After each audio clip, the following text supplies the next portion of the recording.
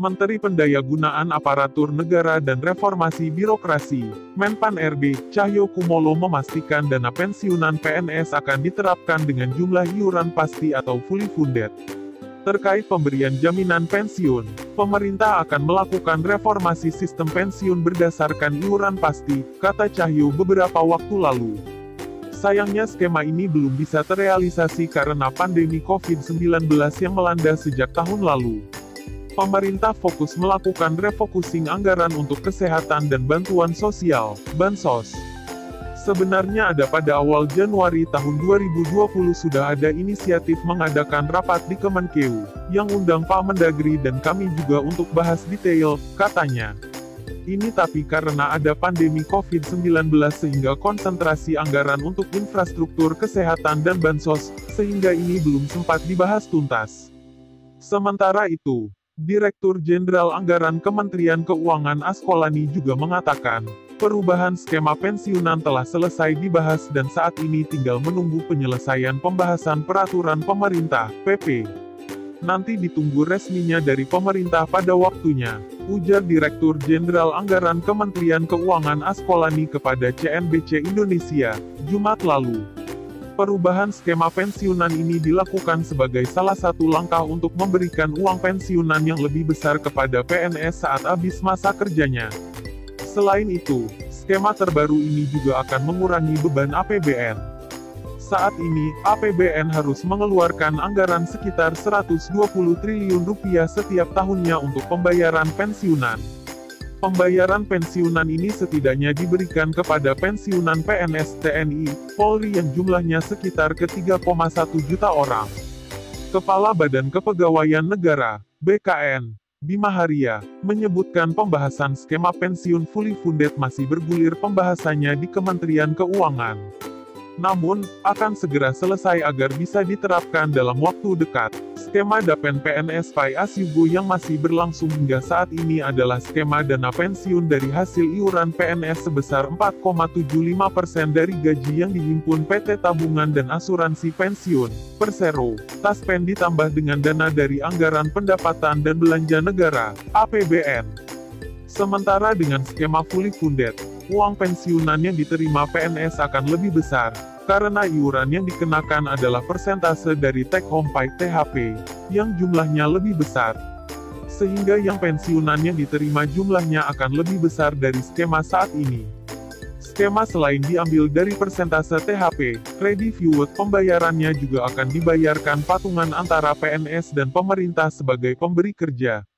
Ke depan sistem ini diubah fully funded, PNS akan bayar iuran sebesar persentase dari THP, bukan gaji, sehingga uang pensiun akan mendapatkan besaran yang lebih baik dari sistem Pai As You Go, kata Kepala Badan Kepegawaian Negara, BKN, Bima Haria beberapa waktu lalu. Skema Dapen PNS saat ini, kata Bima, membuat pembayaran iuran PNS sangat kecil karena dari gaji pokok. Sehingga saat pensiun mendapatkan tunjangan hari tua sekaligus yang jumlahnya dinilai tidak mencukupi. Menteri Pan RB, periode tahun 2016 sampai tahun 2018, Asman Abnur, sebelum lengser dari jabatannya, sempat mengatakan salah satu negara yang bisa menjadi tolak ukur dalam melaksanakan skema pensiun fully funded adalah Korea Selatan. Menurut Asman, negara ginseng tersebut memberlakukan dana pensiun sebesar 20% dari gaji pokok, di mana 10% dibayar pemberi kerja dan 10% sisanya dibayar oleh PNS. Skema ini dianggap lebih baik dalam memberikan dana pensiun. Sebagai contoh, uang pensiun yang diterima PNS Korea Selatan mencapai $4.000 per bulan sementara uang pensiun yang diterima $350 per bulan. Tapi catat, mereka bukan memotong gaji. Tapi masing-masing pemberi kerja dan pemberi kerja membayar iuran. Akumulasi semua total yang dicadangkan akan dikembalikan saat pensiun, ujarnya mengutip CNN Indonesia kala itu. Dengan skema fully funded ini, bukan tidak mungkin pensiunan yang diterima PNS lebih besar. Bahkan, catatan Kemenpan RB pegawai eselon I di kementerian bisa mendapatkan pensiunan hingga Rp20 juta per bulan. Profesi pegawai negeri sipil PNS, atau aparatur sipil negara, ASN adalah salah satu pekerjaan yang diidamkan banyak orang. Sebab menjadi abdi negara dinilai bisa memberikan jaminan kehidupan hingga masa tua. Selain itu, seorang PNS bisa mendapatkan penghasilan besar setiap bulan karena berbagai penghitungan berbagai tunjangan. Tunjangan yang diterima mulai dari tunjangan keluarga hingga tunjangan kinerja. Nilai tunjangan inilah yang membuat penghasilan PNS besar setiap bulannya. Untuk gaji pokok PNS semua memiliki nilai yang sama dengan golongan yang setara.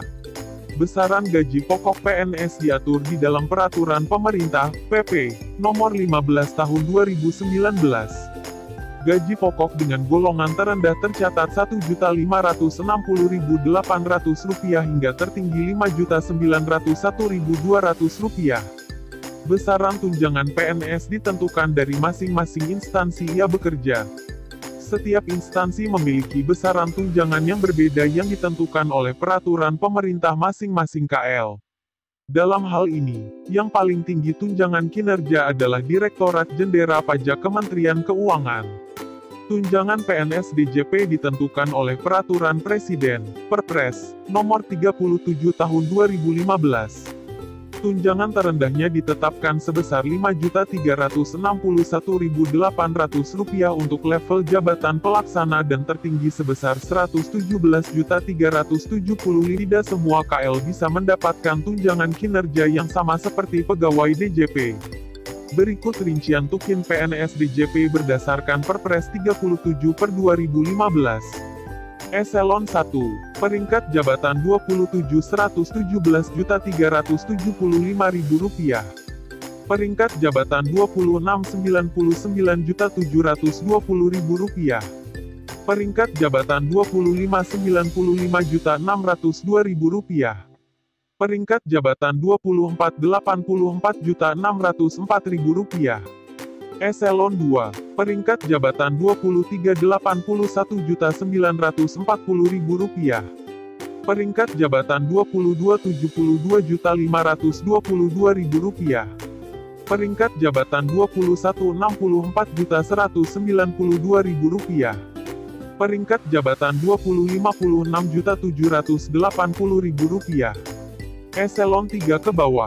Peringkat jabatan Rp19.46.478.000. Peringkat jabatan Rp18.52.58.289.914.875. Peringkat jabatan Rp17.219.875. Rp27.914.000.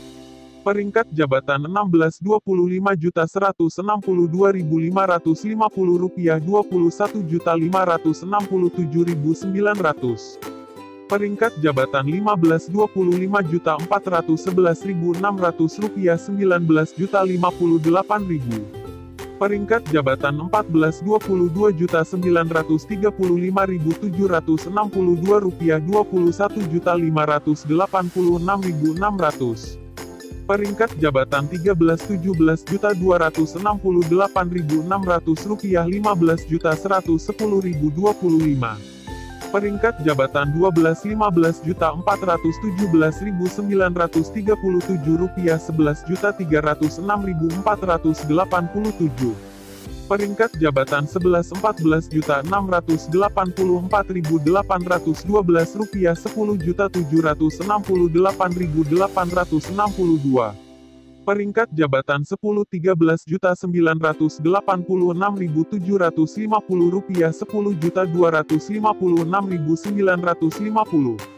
Rp10.256.950. Peringkat jabatan Rp9.13.320.562. Rp9.768.412. Peringkat jabatan Rp8.12.686.250. Rp8.457.500. Peringkat jabatan Rp7.12.316.500. Rp8.211.000. Peringkat jabatan Rp6.773.375. Peringkat jabatan Rp5.171.875. Peringkat jabatan Rp45.361.800.